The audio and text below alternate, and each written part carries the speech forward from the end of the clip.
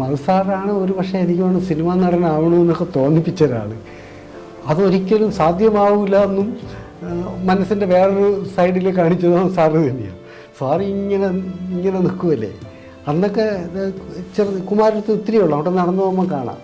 അപ്പം എല്ലാവരും താരങ്ങളൊക്കെ മദ്രാസിലാണ്, ഷൂട്ടിംഗ് ആണെങ്കിൽ മദ്രാസിൽ പോകണമെന്നൊക്കെ പറഞ്ഞു കേട്ടിട്ടുണ്ടെങ്കിലും വല്ലപ്പോഴോ കാണുന്നത് മധുസാറിനെയാണ്. അപ്പോൾ അവിടെ നിന്ന് സാറ് വണ്ടിയിൽ വരുന്നതും പോകുന്നതും, പിന്നെ നമ്മൾ തൈര് പഠിക്കുന്ന സമയത്ത് തന്നെ ചിത്രരമയും സിനിമാ മാസികയിലും ഒക്കെ ഈ സാറിനെ കുറിച്ചുള്ള ഇൻ്റർവ്യൂ സ്റ്റുഡിയോ തുടങ്ങുന്നതും ഒക്കെ അപ്പോൾ ഇങ്ങനെ അറിയാം.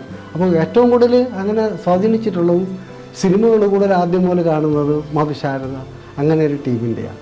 നസീർ സാറിൻ്റെയൊക്കെ സിനിമ ഇഷ്ടമാണ്, പക്ഷേ എങ്കിലും മധുസാറിൻ്റെ പടം ഒക്കെ അന്ന് എനിക്ക് ചെറുതിലേ തന്നെ ഈ ഉച്ചയ്ക്ക് ഇത്തിരി സമയം കണ്ണു വെട്ടിച്ച് പോകാൻ പറ്റുന്ന സിനിമകൾ വരുന്നതൊക്കെ ആർട്ട് പടങ്ങളാണ്.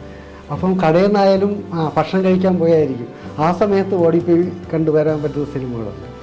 അങ്ങനെയുള്ള സിനിമകളുടെ കൂടെയൊക്കെ മിക്കവാറും കാണുന്ന മധുസാറും ഒക്കെയാണ്.